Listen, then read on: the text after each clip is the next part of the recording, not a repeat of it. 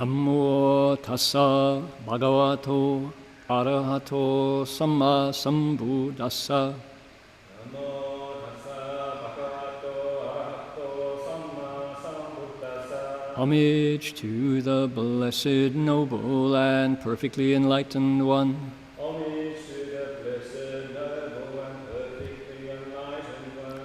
Namo saranto suchedoye ulahuri samyao sanputoshi.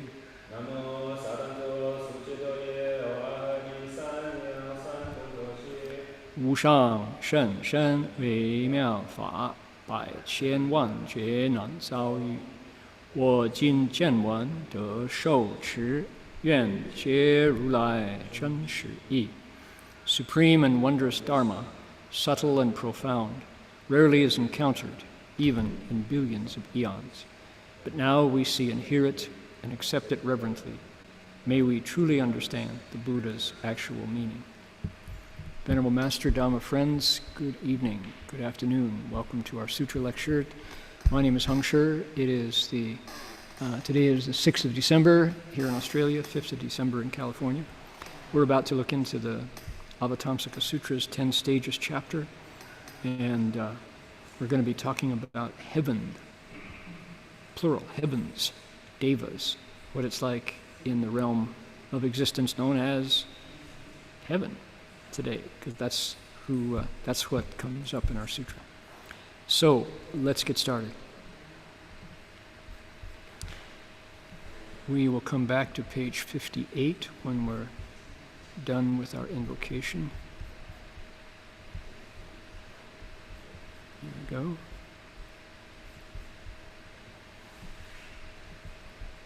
That's what we're going to chant.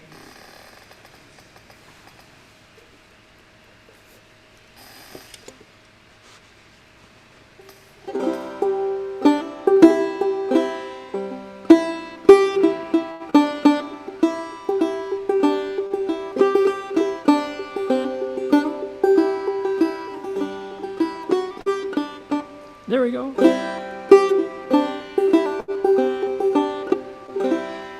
Ready?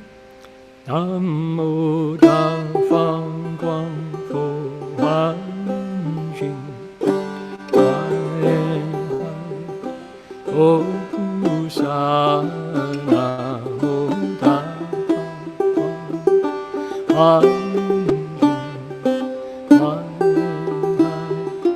O Pusa Namo Dafang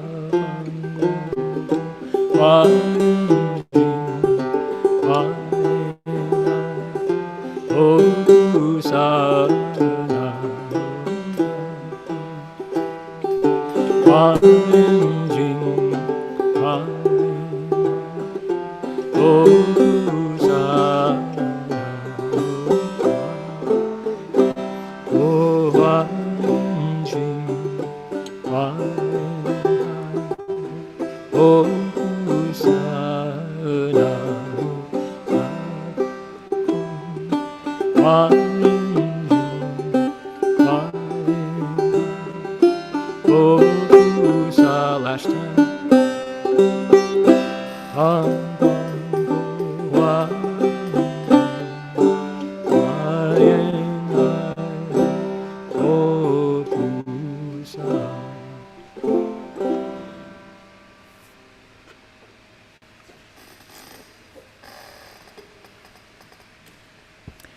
Page 58.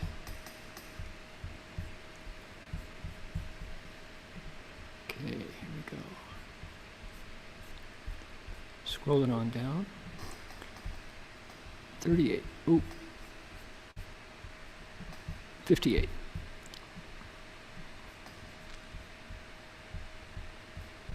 Here we are.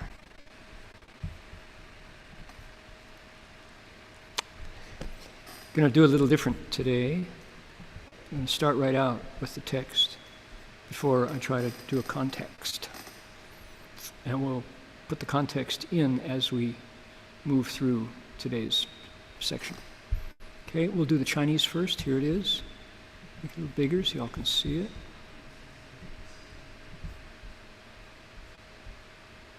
Here we go. 佛子譬如金师，以上妙真经作衍生句，大摩尼宝殿寺其间，自在天王审自辅代，其余天人庄严之具，所不能及。此地菩萨以复如是，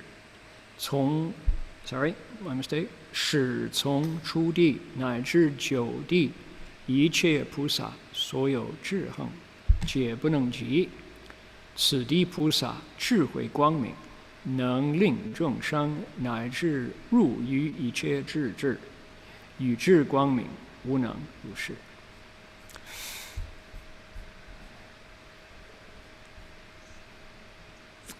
A little smaller. Oh, too small. I'll make the canvas bigger here. All right. Disciples of the Buddha, it's like a jeweler who uses the finest grade of real gold to fashion a personal brooch that he inlays with large mani gems. The king of the heaven of sovereignty wears this brooch on his person, and none of the other jewelry worn by other gods or humans could compare to it. The bodhisattva on this stage is that way as well. None of the practices of wisdom of the other bodhisattvas, from the first stage up to and including the 9th stage, are able to match his. The light of wisdom of the bodhisattva on this stage can empower sentient beings to manage achieving mastery to the wisdom of wisdoms, something no other lights of wisdom are able to accomplish. Yeah.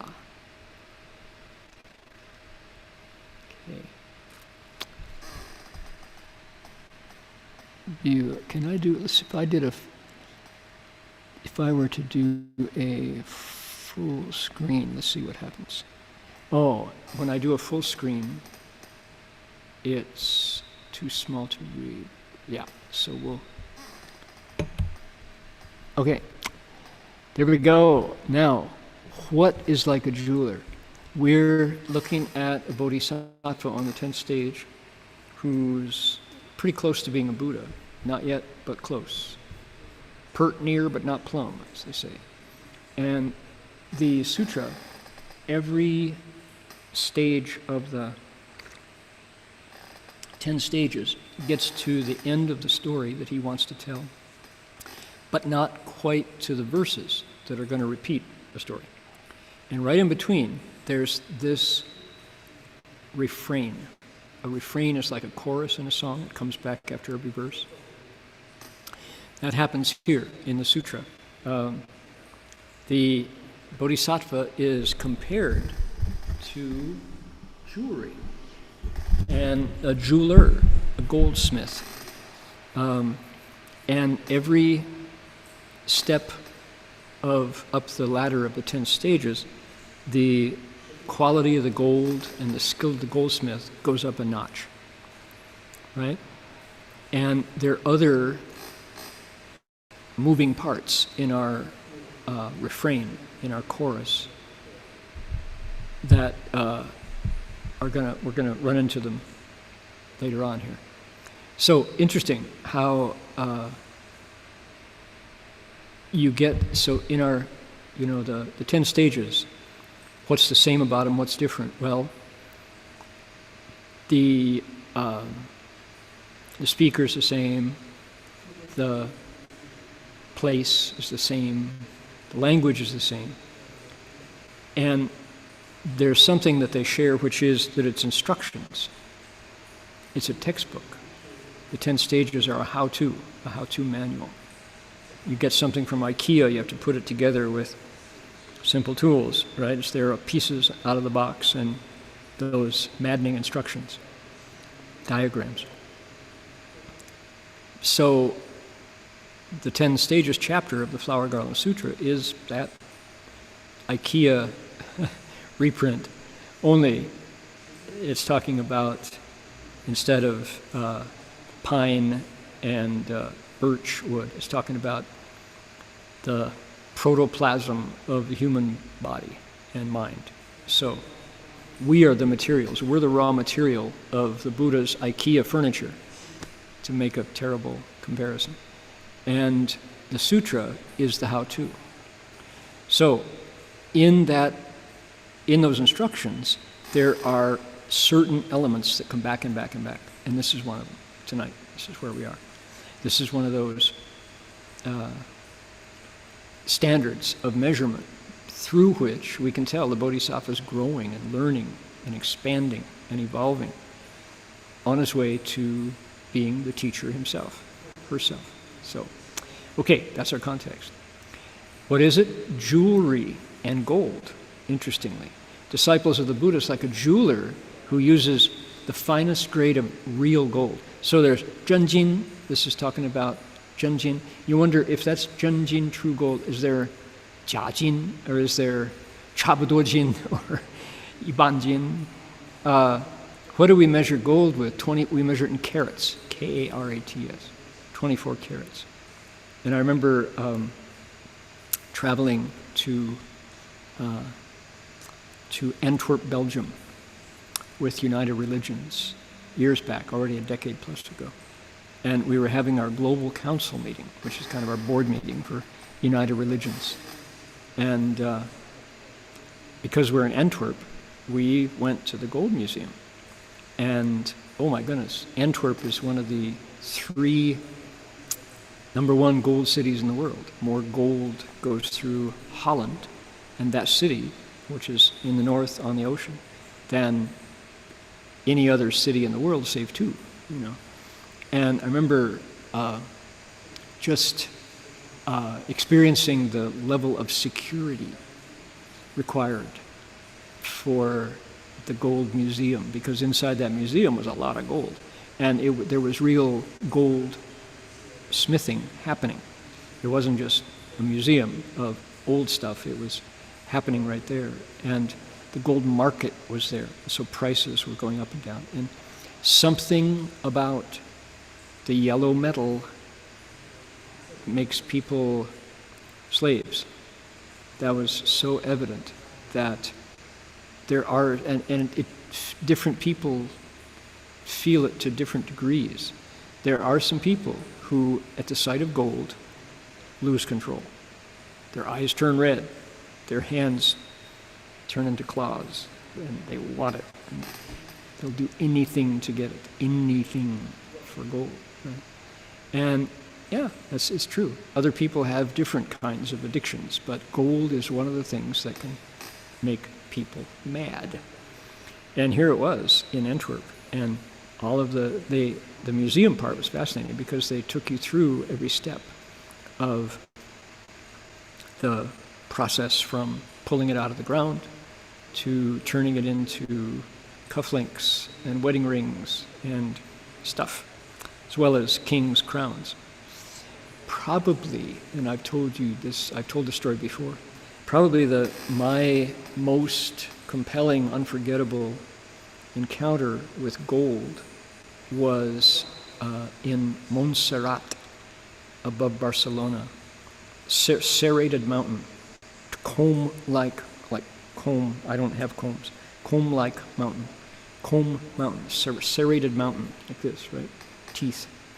Montserrat, where a Benedictine Trappist monastery had been built centuries and centuries and centuries ago. And the king of Spain, or if it was, the Barcelona and the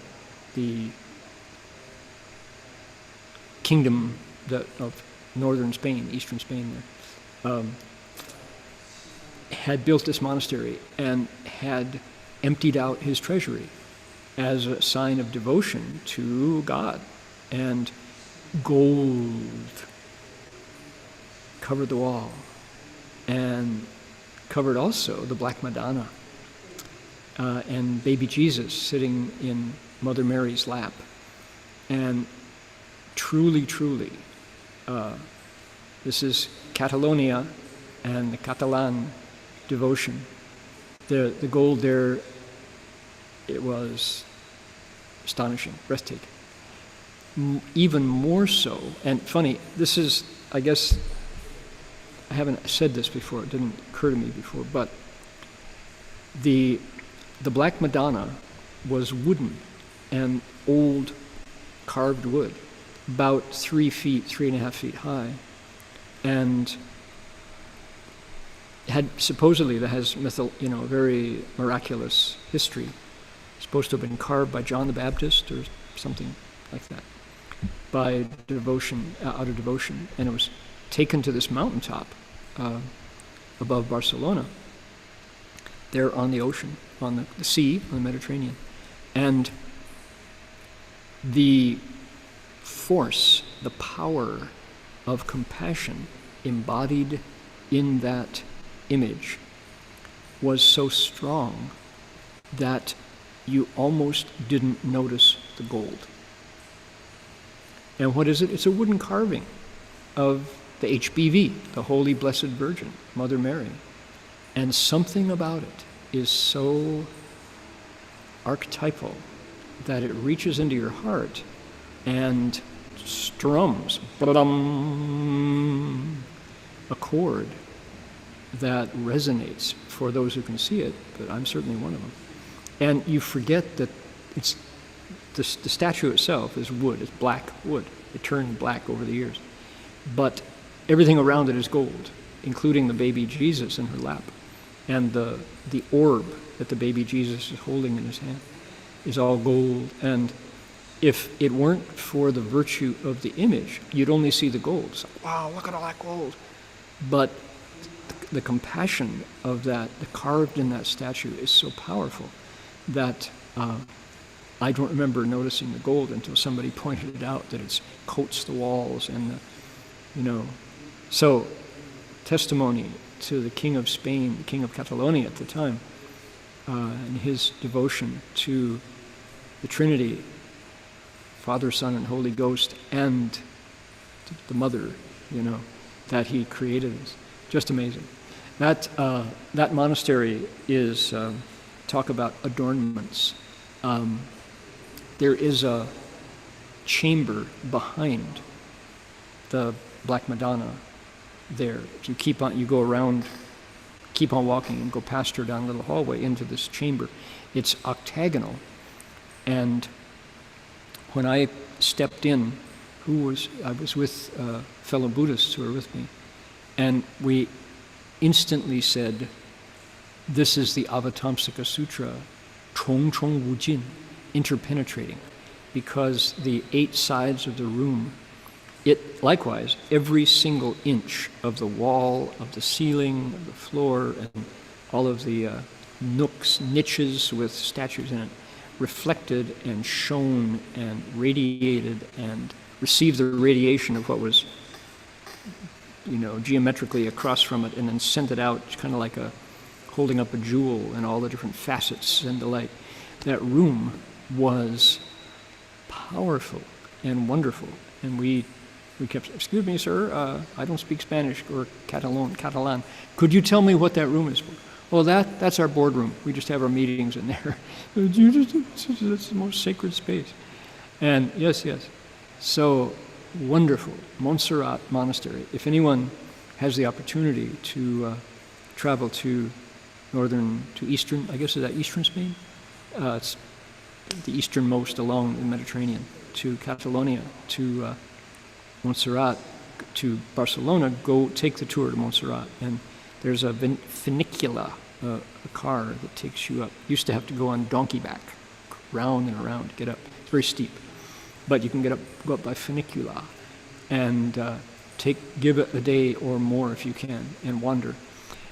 Also, at Montserrat Benedictine Monastery, they have a museum of all of the treasures that over the centuries have been gathered there by the various emperors that came and went, and the faithful disciples who wanted to, like the emperor who built it and who created the Black Madonna's altar there, who wanted to make their mark. And those, if you want to see gold, Zhenjin, the finest grade of real gold, to fashion royal jewels, go to the museum at Montserrat.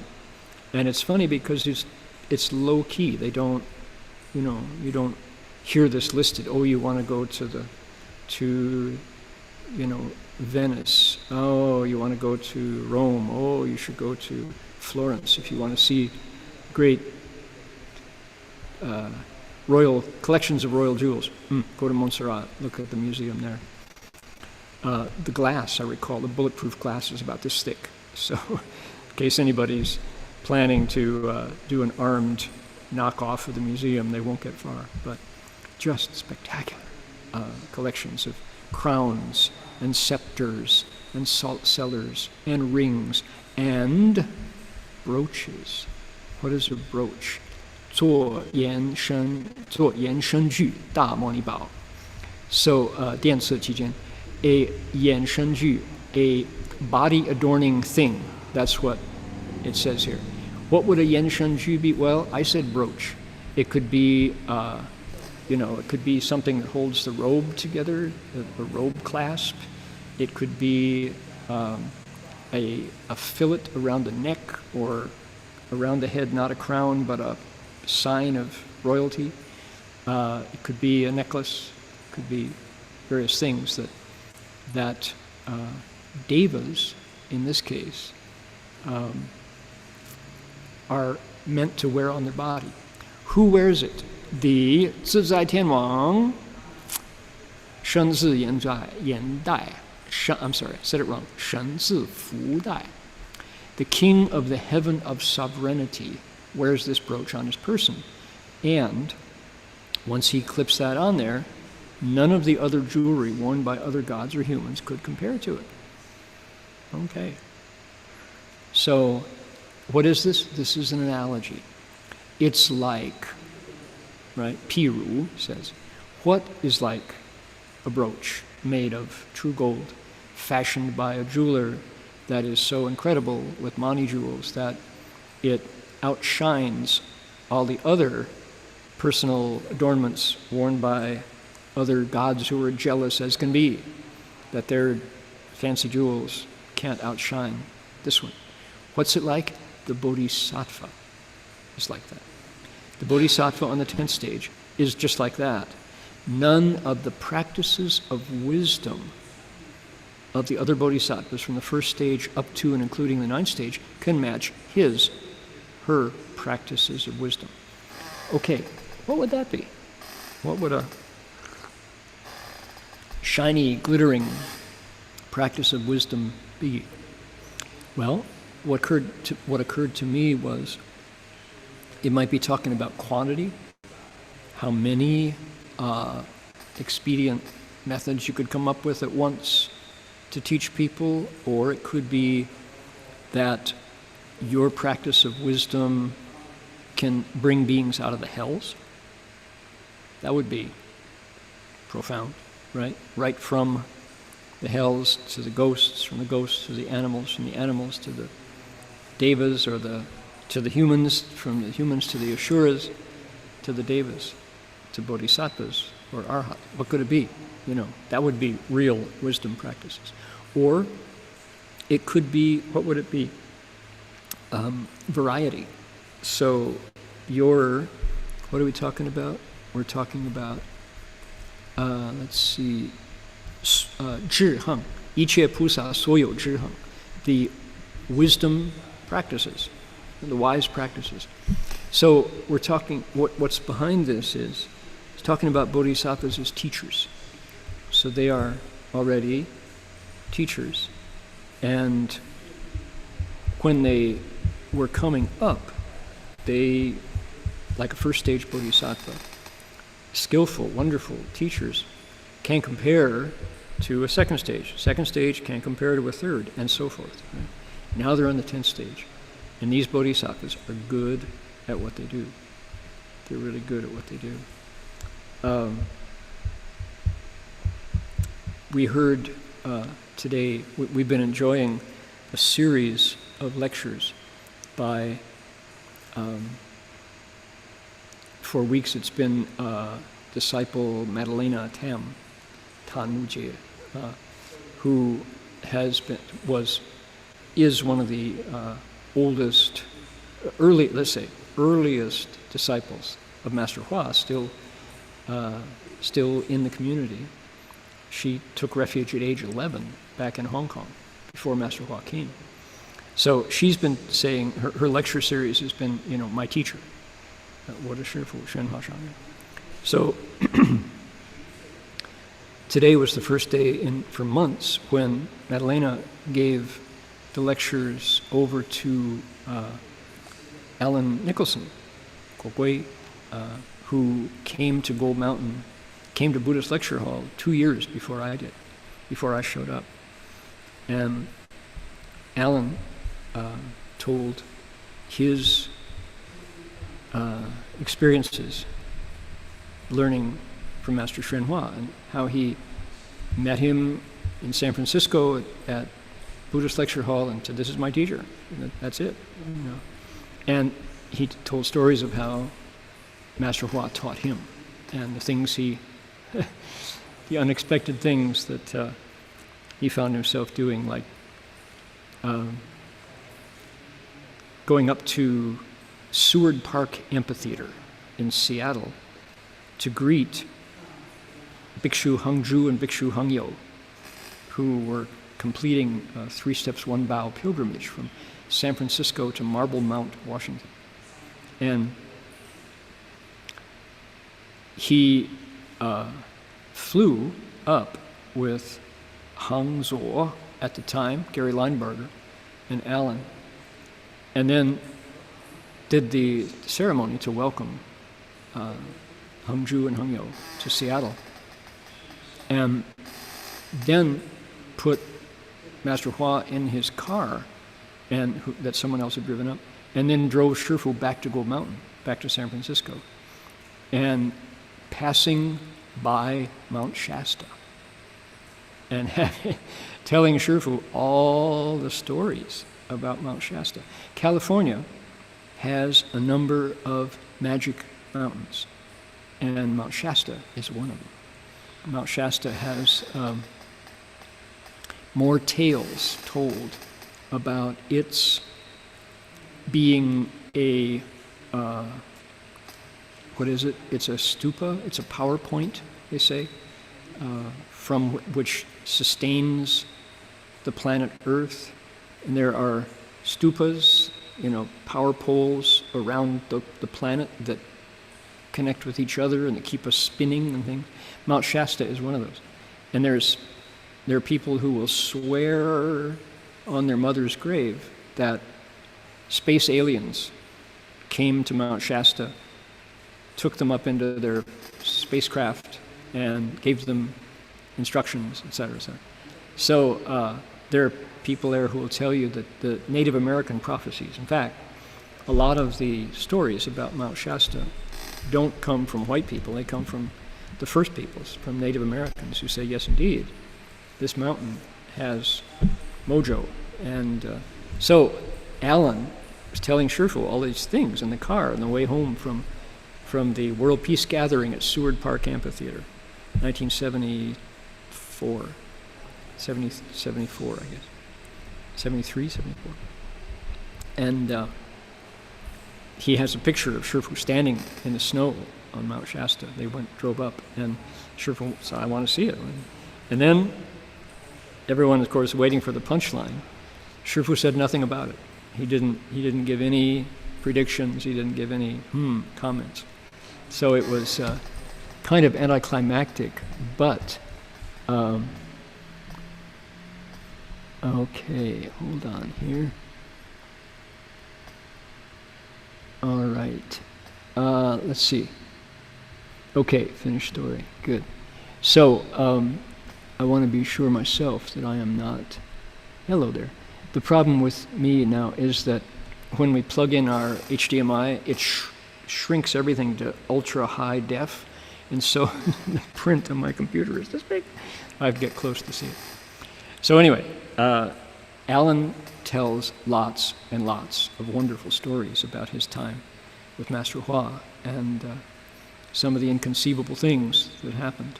And those of you who were on the call earlier today might be on also tonight listening to the sutra, and As he was telling the stories, I had the inside scoop on so many of them. I thought, I want to tell it. No, not enough time. We have to keep going. So I will share a couple maybe before the end of the lecture. But just to say, wisdom practices are what a real teacher uses according to each individual's ability to learn. And Alan, because Alan really did cultivate, really did the practices, motivated for the right reasons. So he was in line for teaching. He got taught a lot by Master Hua, and so I got to watch. I got to share a lot of that, and so still going on. Alan he is now married another faithful disciple and gave birth to another generation of faithful disciples, together with his wife, Guocan Terry. So it's this is probably lifetime after lifetime. I think, no doubt, lifetime after lifetime. So what is a wisdom practice that a bodhisattva uses? Fascinating. We know that our 10th stage bodhisattva is good at it. None of the practices of wisdom of the other bodhisattvas from stage 1 to stage 9 can match him. Okay, one more. We read this next one. Look at this. 此地菩萨智慧光明. Here's the phrase, wisdom light. What do you suppose wisdom light is? Which is able to, here's a word, cause. You think, is that compulsory, forcing? Do living beings have any choice? Probably cause, although ling can mean that in Chinese. Enable is probably a better translation. Make it possible for living beings, up to and including ru yu yi qie zhi zhi, the wisdom of wisdoms, which is a specific, that's a precise clinical measurement of how much ignorance is removed from the nature at this point. So, in other words, finish it here. 此地菩萨智慧光明. The wisdom light can enable living beings who, all those up to and including reaching the wisdom of all wisdoms, 一欲知光明，无能如是. Other wisdom lights of wisdom, can't do it. All right, slow down here. What's going on here? So, for the first time, no, not for the first time, under this spotlight, we're hearing about wisdom light, the light of wisdom, 智慧光明, that a bodhisattva uses to allow others to become greatly wise. That's real interesting, and it's mysterious because I've never seen it, but I've experienced it, that there is something when a practitioner is really successful in their transformation of ignorance on the nature to its absence, so that the light of the nature shines. There's something at work there. Where does it show up? Well, in many of these chapters of the Avatamsaka, right at the start, bodhisattvas show up, and at first they're just a member of the audience. They're kind of there in the crowd. And then the Buddhas, often more than one, arrive at the Avatamsaka was spoken in 9 different places, not just in one sitting, right? It's a long text. And the Buddhas come to all these different places, different palaces among the heavens, etc. And they give the speaker of the sutra it's called jiachi, right? This aid, this help, this deputizing, this blessing. Blessing might be a good word.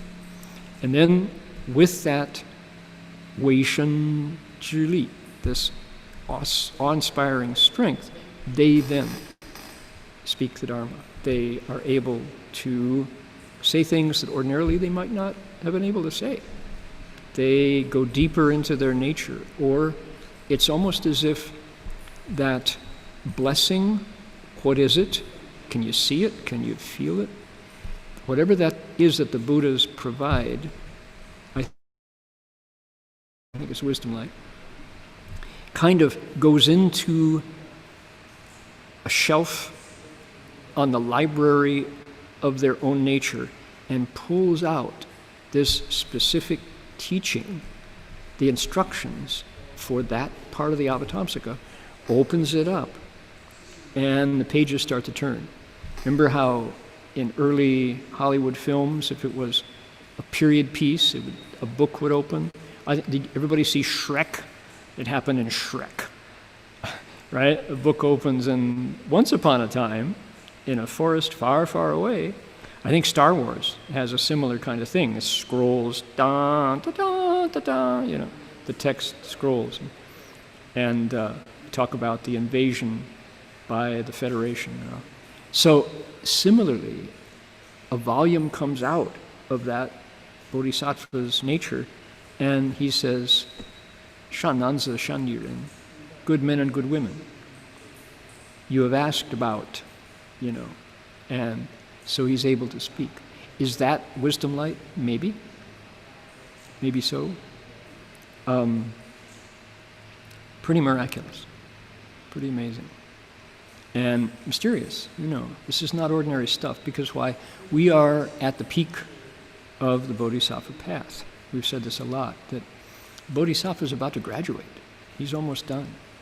And he now has wisdom light that he can use to accomplish the things that he wants to do.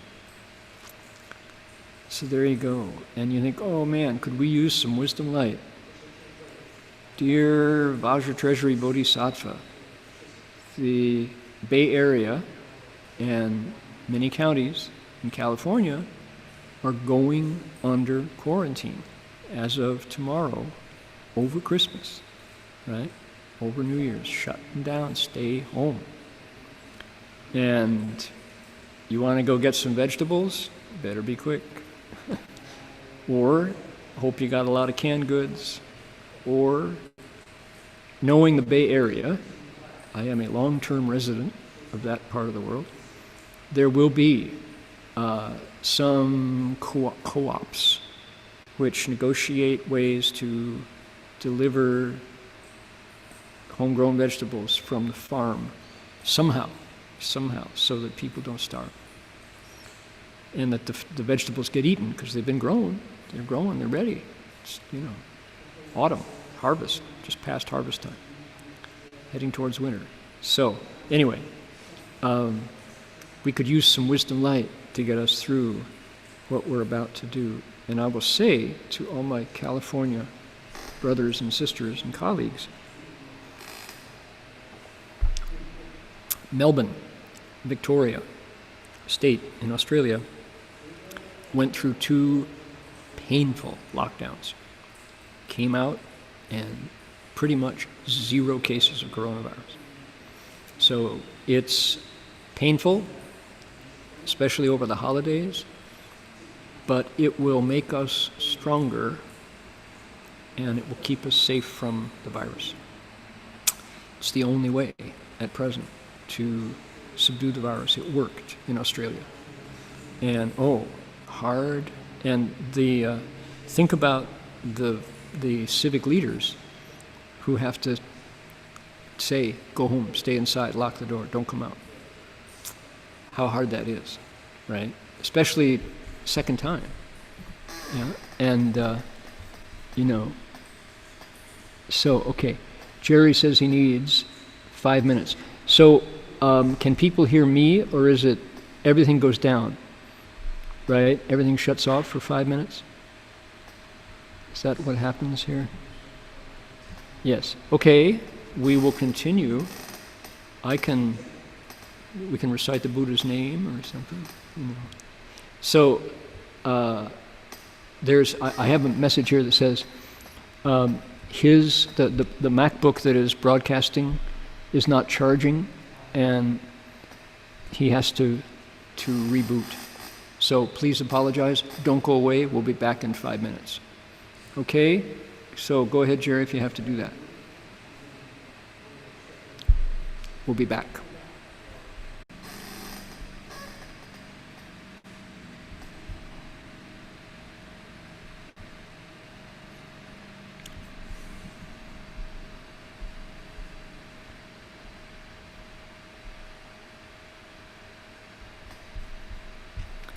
Okay, you let us know when you're ready. Okay, good. All right, we're back.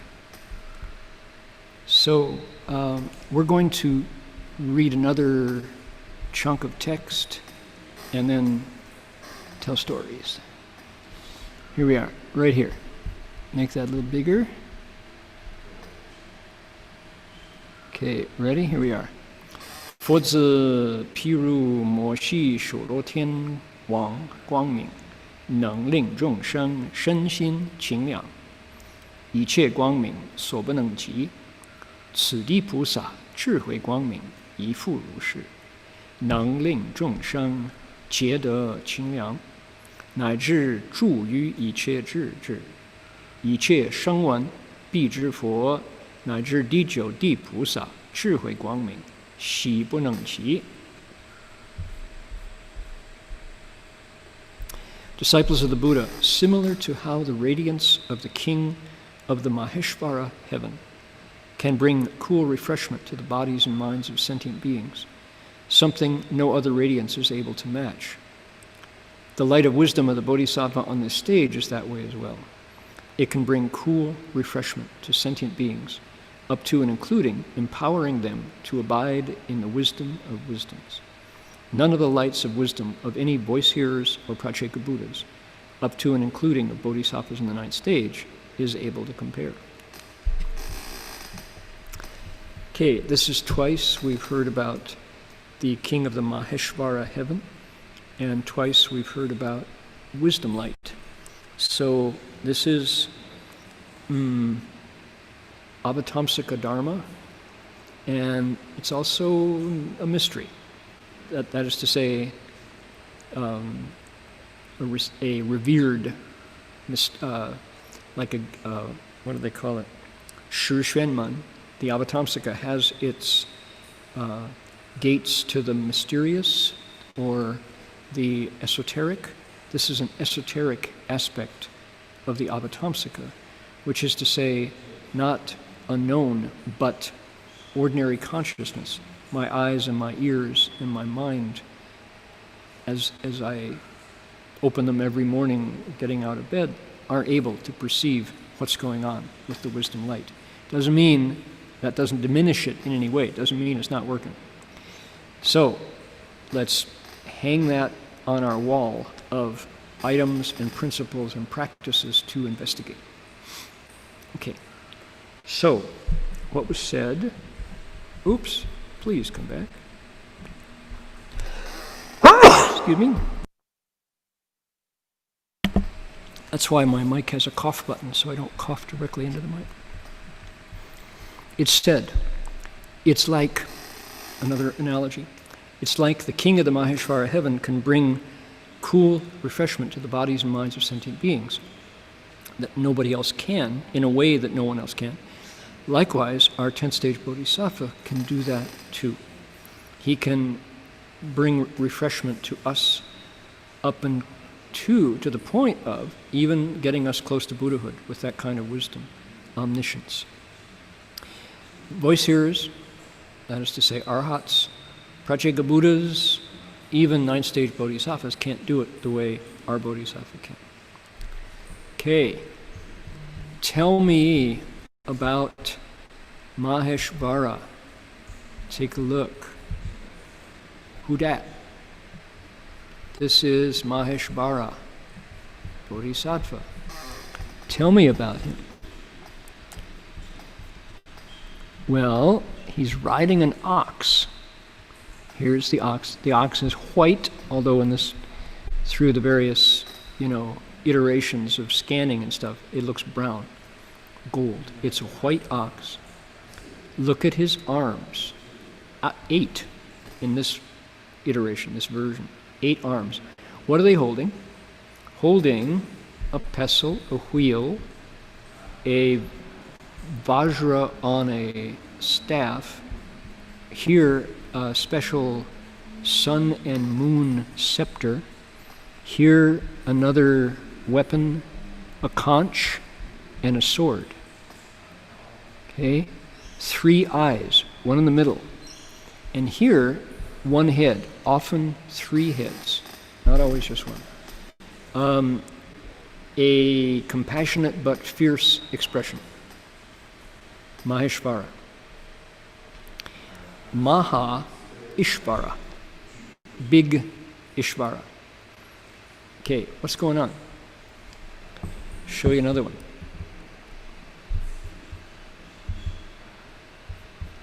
Look at this one.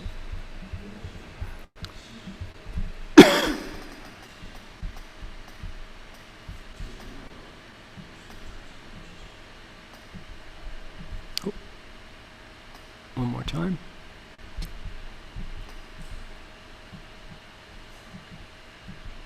Oh, come on, gotta get bigger. There we go. Yes.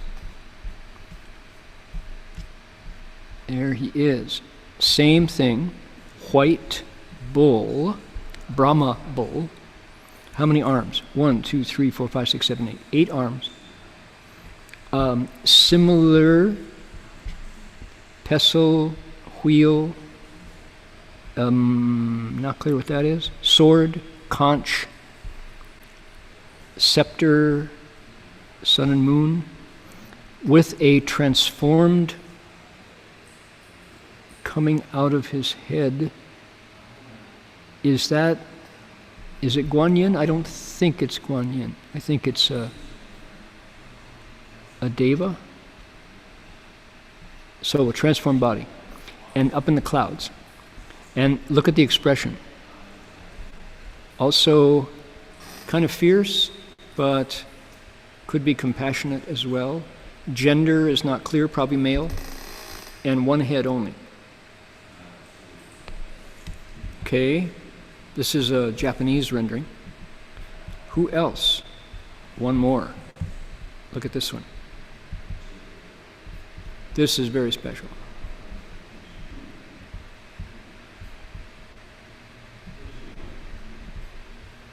In this case, 3 heads. Looks like 4 arms, 1, maybe 6, 4, because it's old. 1 bearded, scary face, 1 gentle, feminine face, sun and moon in hands, a dagger and a flower. Here are the oxen, very interesting animals, 2 of them, sitting in half lotus. I happen to have the description, let's see here, of this one.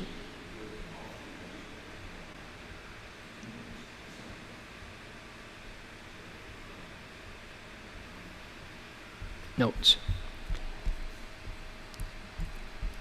Okay, before I get into the description, I wanted to say, who are we looking at? Who is this being? The sutra said that our bodhisattva,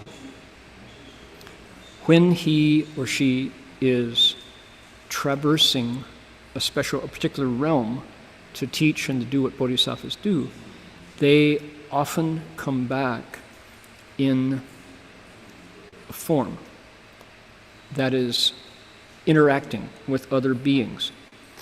We haven't hit it yet. We've had Maheshvara mentioned as 2 analogies, right? It's kind of like Maheshvara.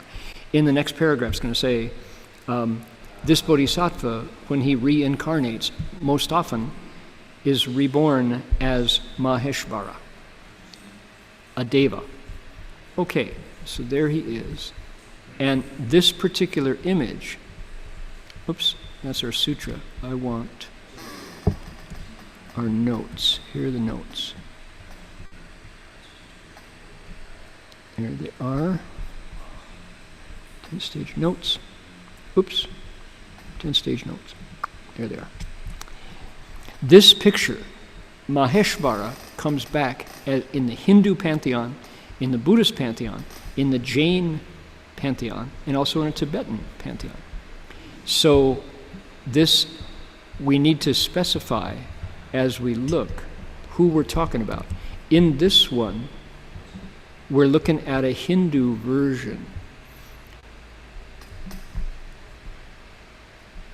Triple-headed deity, fierce, grotesque head, one feminine, benign head, is ichthyphallic, holds the sun and the moon, a vajra, and another object. It's old, you can't be clear. Joanna Williams, the scholar, identifies it Maheshvara, known as who? Shiva. Khotanese, which is a trade route, right? Khotan, Silk Route, where Indian religion came to China, says this is Shiva. Back in India, when it comes across to China, it becomes Moshi Sholo Tien Maheshvara, Maha-Ishvara, seated on Nandini, the bull that Shiva rides. Here shown twice, the two bulls. Here is the influence of Tantric Buddhism and Shaivism from India, forms of Shiva, which are seen in Yungang Chinese Buddhist caves, art caves from the late 5th century, before the Tang. It reached China, and Dunhuang, early 6th century, also before the Tang dynasty. So 500 something, right, and 400 something. These images had been brought from Buddhist India to China and installed on the walls of these as frescoes in these caves. So who is it? Is this who the Avatamsaka is talking about? 3 heads, 6 arms, sun and moon, blue bull. Shiva in Hinduism, same deity, divinity, becomes Moshi Sholo Tien. When these appear in China, you might ask, is this image and other similar ones, should they be 6th century or 8th century? Because they appear on coins in China as well. So, okay. This artist, this is fascinating. Look, the art historian says, Joanna Williams says, there's an influence of Iran. In other words, what? Specifically Western. A bearded deity wearing the costume of a prince, golden cap or crown, etc., etc. Hard to tell what they're really carrying, because there are legends that talk about things that the heroes in the legend should be carrying. All right, so that's influence from whom?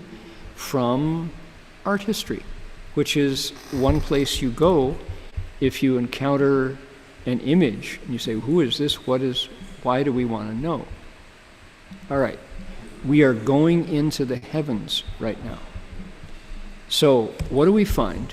We find 3 realms. There's the desire realm, 欲界. There's 6 levels of heaven in the desire realm. There's the form realm, 四界, where the Brahma heaven gods reign. There are 28 levels of that. There's the 无世界, the formless realm, with 4 levels of gods. Right in between the border of the desire realm and the form realm, going from chakras,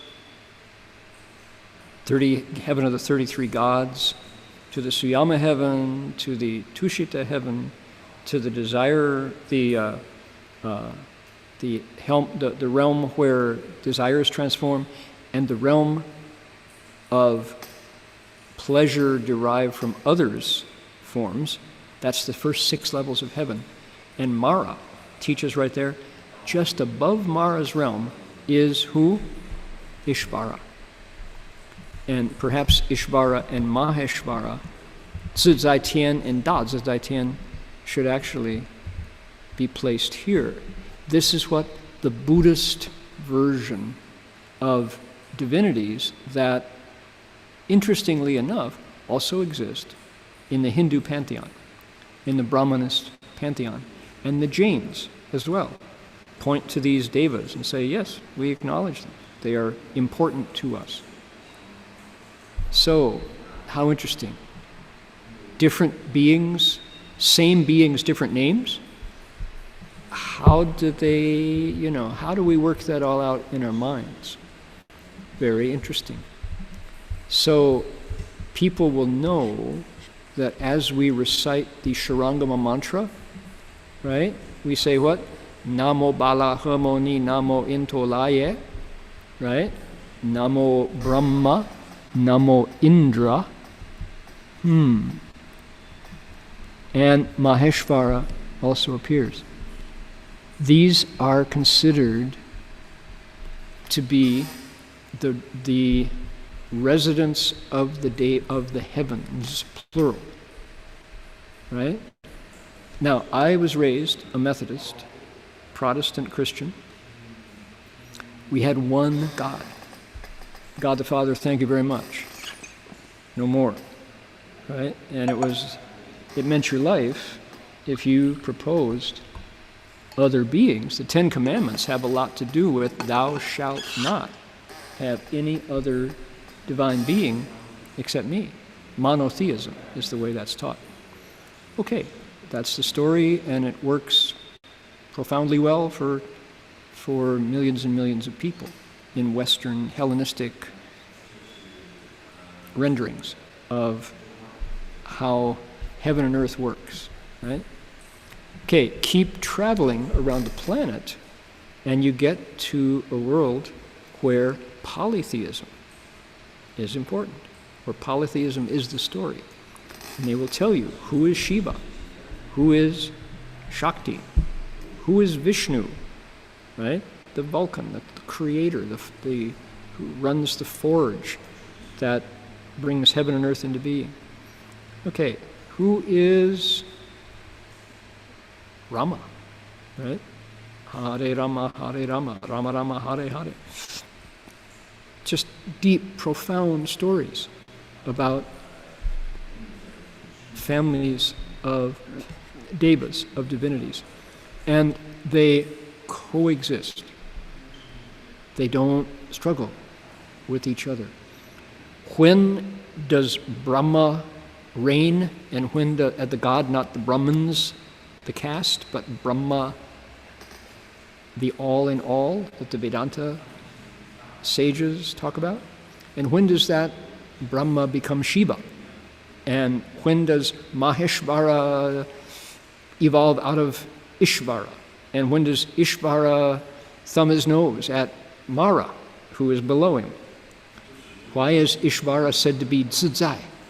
He is free and easy and comfortable and self-mastery in the heavens. When does Maheshvara take over? He's the big Ishvara, Da Zizai. So these realms of boundaries and authorities and turf wars and devotees and truth and what else? The nasty words that are thrown before the blood is spilled, like heretic, infidel, right? These are stories. They're warring stories, and they all come from the mind of humanity facing the mysteries of nature, the mysteries of the sky, the power of the earth, birth and death. In the face of those fundamental structures of our existence, stories emerge about big, powerful beings. And the Mahayana Buddhist take on it is not a lot different than the Vajrayana Tibetan take on it, but the Tibetan stories were rooted strongly in the Indian stories, which also gave birth to the Pali-based Buddhist versions of these devas. Saka becomes chakra in the Sanskrit version. Okay, so there we are. What can we draw from it? Here's the Avatamsaka Sutra saying, it's just like Maheshvara, who we're supposed to nod our heads and go, oh yeah, it's like that. Oh, okay, I know what that's like. We don't, unless we were versed in these stories.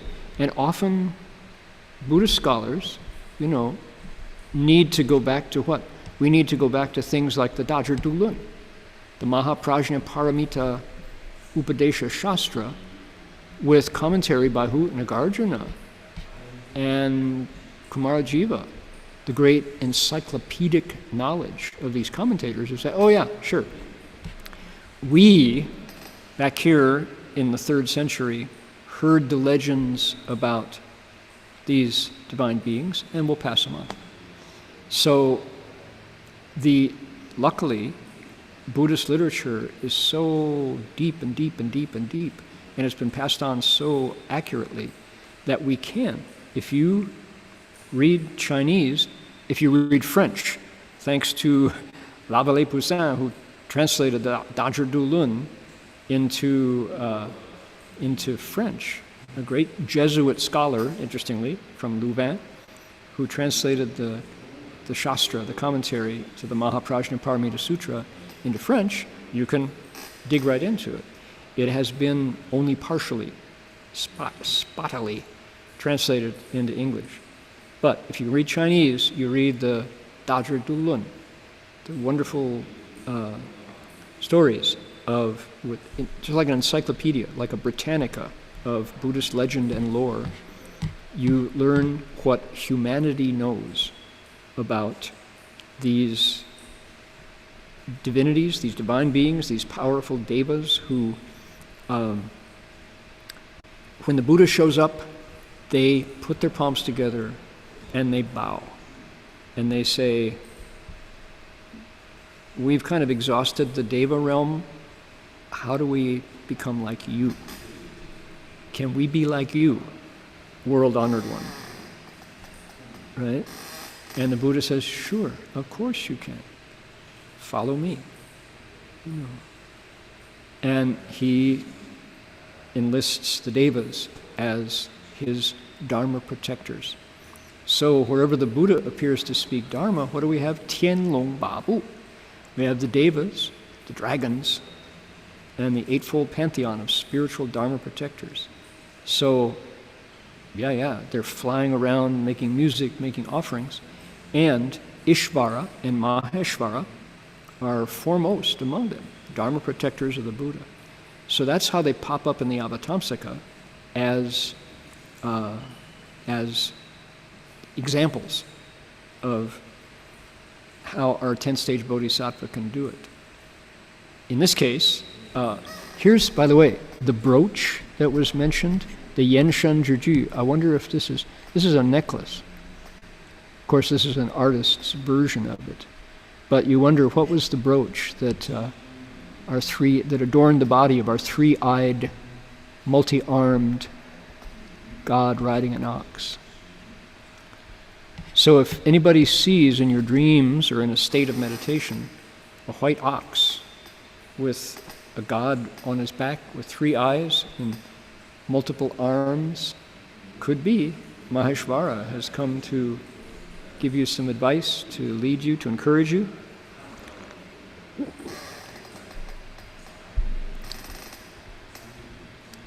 Here we are in the realm of the heavens. Along with the Mahaprajna Paramita Shastra, called it the Great Dajra Dulun, is the great wisdom that takes us across. Another incredibly diverse, incredibly deep commentary on all things Buddhist and Asian is the Huayan Su Chao by Master Chengguan Qingliang Guoshi, National Master Clear and Refreshing, Clear and Cool, who likewise You say once he started commenting on the Flower Garland Sutra, his brush didn't stop. He just kept writing and writing and writing. He had to employ multiple secretaries to keep up with Shifu, because he must have had ink on his fingers always, because what he left behind was a commentary and a sub-commentary that likewise contains so much knowledge. Things like, medicinal formulas pop up. Things like stories of celebrations and holidays back the way it was done in India, So this is the scholarship and the devotion of these ancient, worthy disciples of the Buddha. And we who follow along behind, luckily our teacher, Master Shenhua, just said, I'm going to give 9 years of my life to opening this up. Open this door. You can walk through if you choose to. And if you do, you will find yourself in this library full of light with knowledge that you touch it and you've been transported back to a world that existed full-blown, right? Full speed ahead. All engines running, with aristocrats in their palaces, with peasants in their hovels, with animals suffering, with elders dying, with wars being fought, with songs being sung and dances being danced, and all at once. And close it, and that world is gone. Open it, and that world is there. And here it is, available to you if you get the tools, learn the tools to touch it, and then, equally important, I think, and what our incredible blessing of having a teacher like Shifu was, he said, don't be afraid to make it yours. You are empowered to go into it and interpret it as you best can, by your own lights. Don't feel that somehow you have to imitate some ancient cultural method that is not your own, and that nobody wants, right? So there is a whole, there are customs surrounding touching these texts that actually prevent you from opening them. They're so ritualized, they're so bound up in tradition that by the time you finally open the text, everyone's asleep or bored or frightened, 讲错一句会下地狱. Explain one word wrong and you'll fall in the hells. All this stuff that's meant to keep you from touching the text. But when you do, oh my goodness. And mind you, we are only at the sutra level. We haven't actually dug in to the shastras, to the commentaries. Because how many years does it take to learn the language skills that put you kind of at the door? And then the energy and the encouragement to keep the investigation going, to keep the lights lit. Here's a thought. In Europe, during the Dark Ages, before the Renaissance, right, from, let's say, from 500 to, 1,500, 1,000 years in that period. They're called the Dark Ages. There were waves and waves and waves of barbarian invasions. Who are the barbarians? Well, tribes coming down out of the mountains to the north and heading for the warmth of the Mediterranean and burning up every town and village and fortress that they met, going to the islands in the Atlantic off the east coast, now known as the United Kingdom, Ireland, Scotland, Britain, coming down, Vikings coming down, and the Goths and the Visigoths and the Ostrogoths and the Huns and Genghis Khan, and just destroying what culture there was. What culture was there? Mostly the Bible. If you were literate because you could read the Bible. That's what there was to read. There wasn't, books other than the scriptures. And so who in these dark times kept the light of knowledge, of wisdom, of something holy alive? By and large, it was the monks. The monks in their tall towers had scribes, scriveners, who also had inky fingers, and they built these solid rock towers on islands off the Scottish coast, and went up into these towers and cemented the doors shut down below, so that when the tides of barbarians came and tried to burn down their towers, they couldn't. The monks, of course, endured incredible poverty and incredible suffering to keep the light of learning lit. They did what's called illuminating the manuscripts.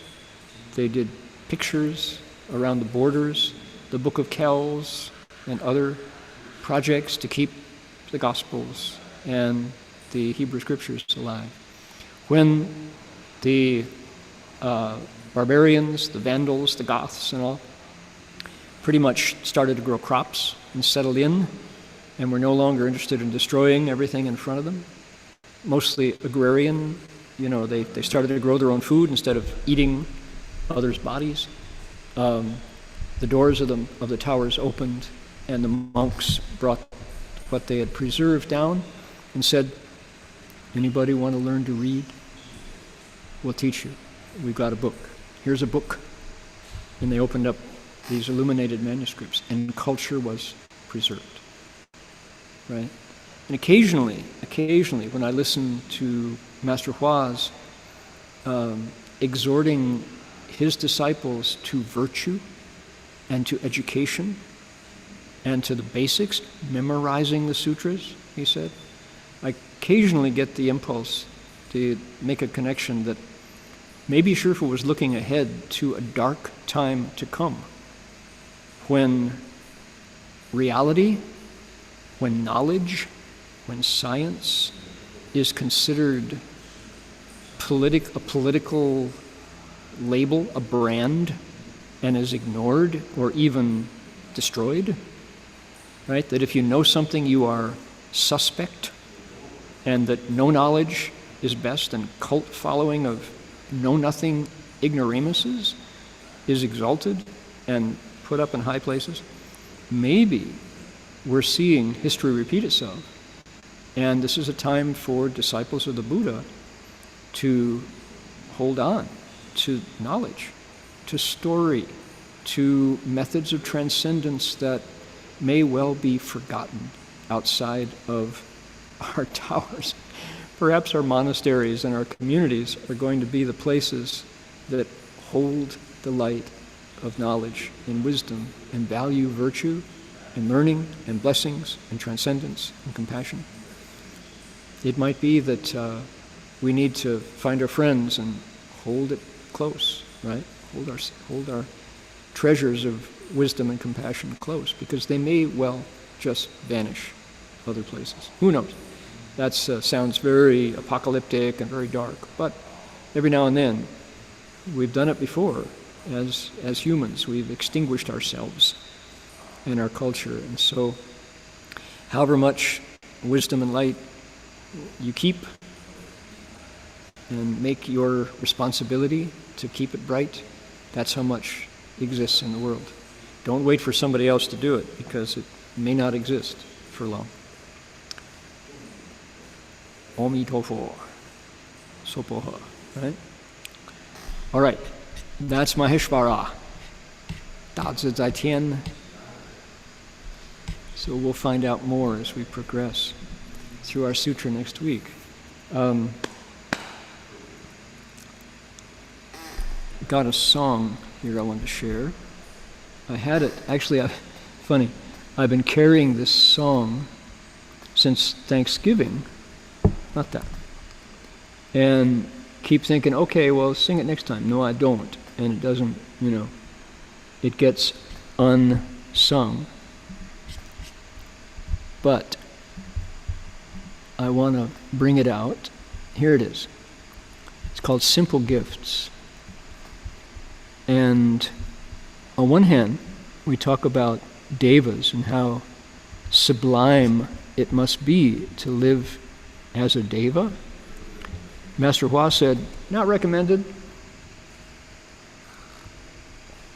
Maheshvara and Ishvara are known. One of their problems, one of their afflictions is they're proud, they're arrogant, and they have a big temper.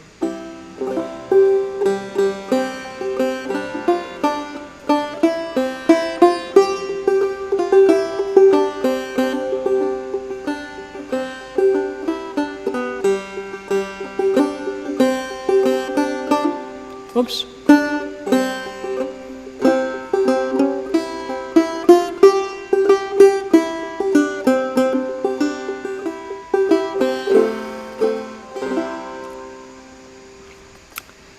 This is a shaker song, and it's not the realm of the devas.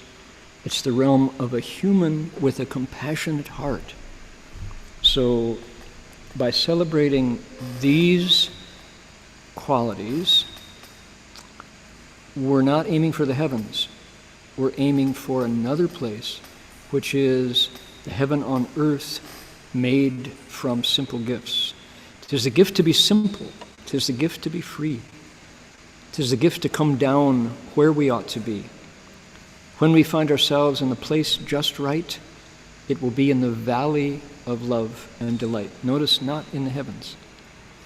When true simplicity is gained, to bow and to bend we will not be ashamed. To turn will be our delight, till by turning, we come round right. This is so lovely. What a fine human aspiration, right? What other gifts do we have?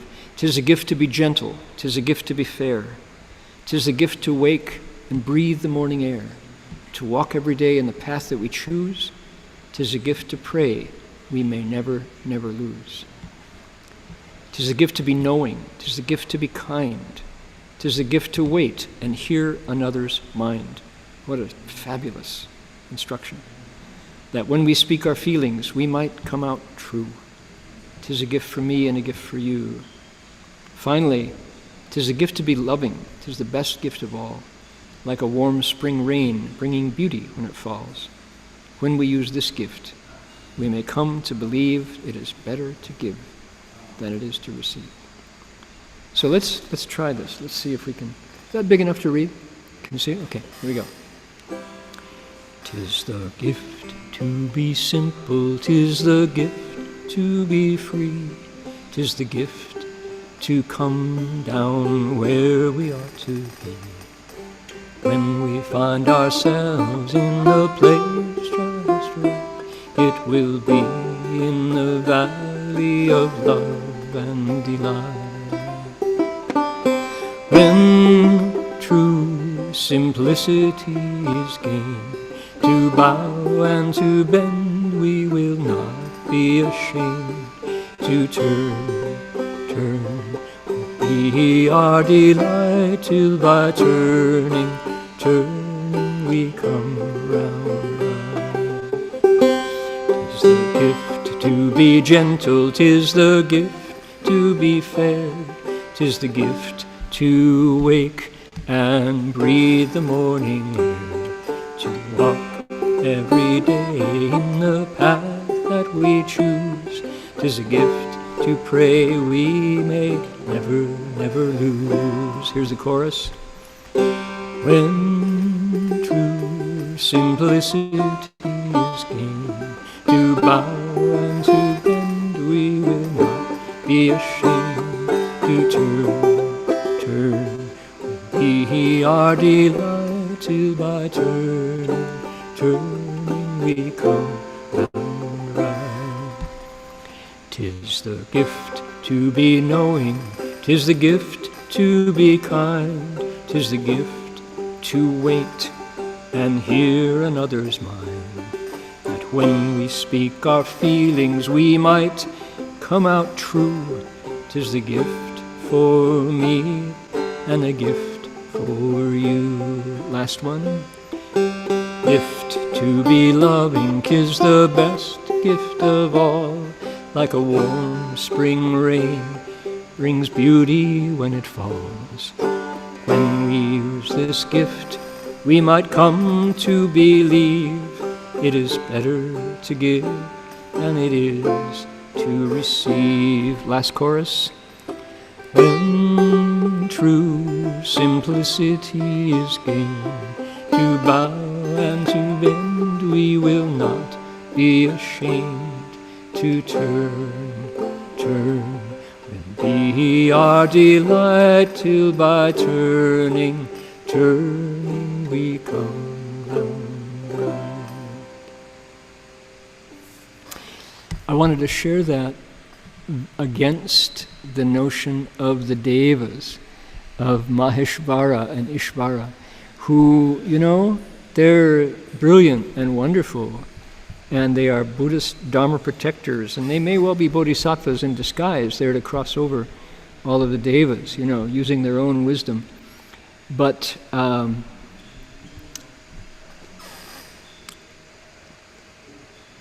the compassion of the Shaker hymn, simple gifts, just carries the day.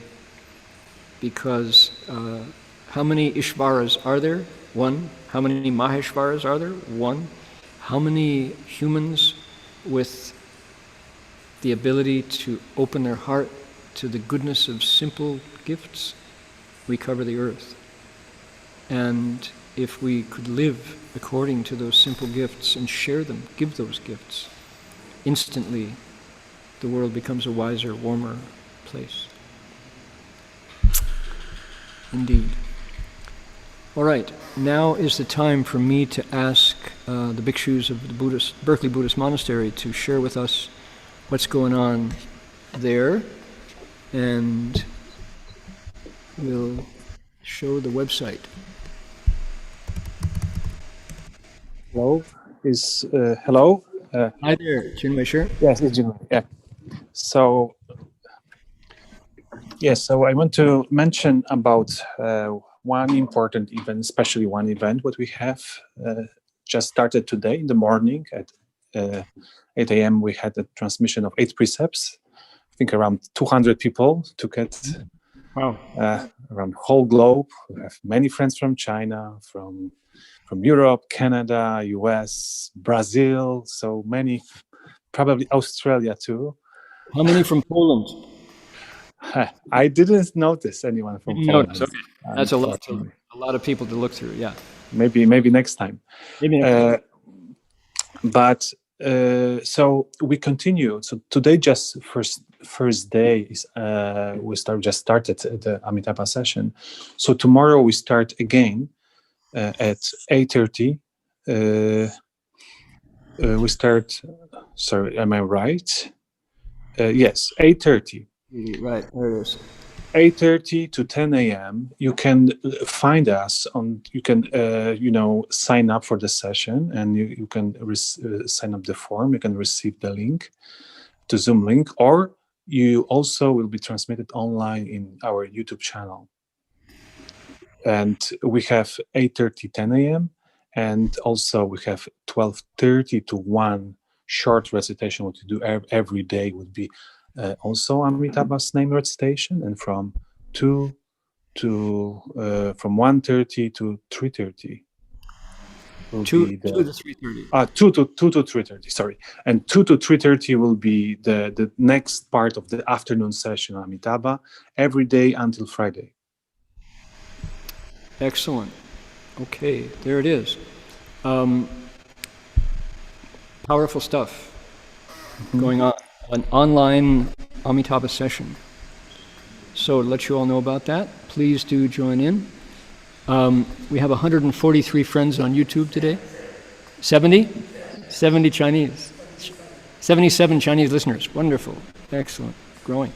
Here is a Dharma Radio Buddhist music album project right here. Go to dharmaradio.org. You'll find it right there, dharmaradio.org. And it's an album of songs which you can click on our cover, and it will take you to a place to listen to the songs from SoundCloud, see the lyrics, and if you go to Good Karma Music and click on this, you can get a copy of the music for a good deed. Do a good deed. Tell us what it was on this form right here. You have to do a math problem. 2 plus 2 minus 4 is 0. Is that what it is? You have to, I'm not very good at math, so you'll have to take it from the designers of the website that it works. There's an old lady living by herself in my neighborhood. I've met and known her for quite a number of years from the temple. I went to visit her sometimes. She didn't show up at the temple.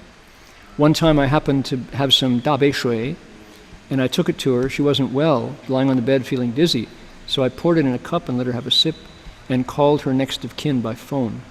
Kept reciting the dabe-jo by her bedside and stayed with her until she felt better. Good deed. Good deed. Send her music. I was scuba diving in Honduras at 70 feet into the deep blue with a master diver as my partner. A group of us were out together on an exhibition. We saw a huge sea turtle swimming past us in Honduras. 2 men decided to chase the turtle, but they couldn't get closer. On the contrary, the turtle was swimming farther and faster away from them. Me and my partner for the day, the master diver, stayed put. We watched the turtle from 30 feet away. Then I had a thought. Grandmaster Shuyun, in his biography, mentioned saving sea creatures. I had the BC in my mouth, breathing oxygen, but I didn't care. I decided to chant Namo Dizan Wampusa as clear as I could with the whatever the BC is in my mouth a few times, while wishing the sea turtle well and good health. As soon as I started chanting, the sea turtle turned its head around and looked straight at me. Then it turned and swam towards me. Now it was 3 feet from me, observing me as I was looking at it. Quiet silence between us went on for 30 seconds, if not more. The turtle went back to its original place. Yes, indeed. As is the mind, so is the world. If you have kind thoughts in your mind, and you bring Earthstore Bodhisattva's name, everyone gets the vibration. Not a fantasy, that's true stuff. Okay, please do good deeds. Tell us what it was. We'll send you Buddhist music. And it's a good deal. And we get your story and we can share it online. Alrighty, we are now going to recite Medicine Buddha's mantra. Those of you in California and around the country going into quarantine, it will be over. We just have to be patient and understand that this is the healing. This is the medicine. Staying indoors until the virus moves on. And think of how nature will celebrate when we are not out burning fossil fuels, not out creating the karma of killing. That's really the healing. And it took something as powerful as a virus to get us to change our habits. This is our transference. Please make a wish.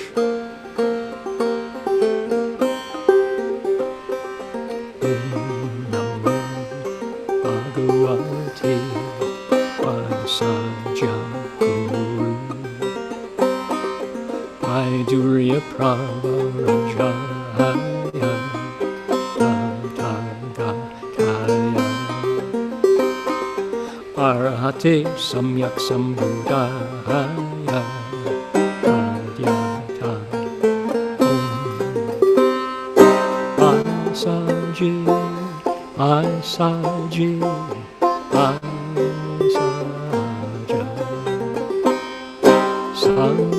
Samgate Swaha Om Namo Bhagavate Asaja Arahate Samyak Sambuddhaya Tathagata. Oops. Arahate Samyak Sambuddhaya Tathagata. Om Asaje, asaja, samudate swaha, aruvate asaja, Vaiduriya pravarajaya,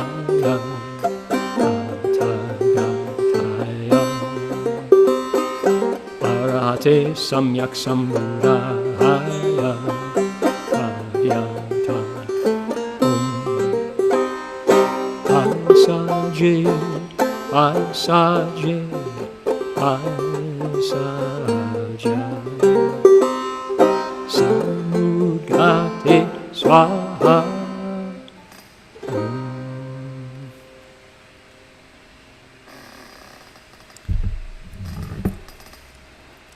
I've got a bell. I will help us bow to the Buddha 3 times.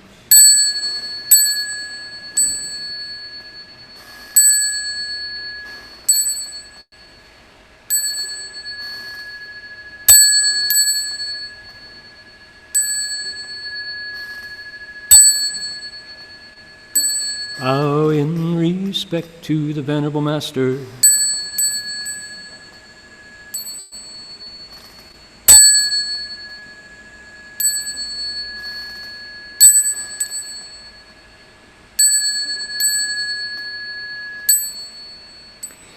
Much gratitude to all the volunteers who put this lecture on the internet. Om Tofo. See you all next week.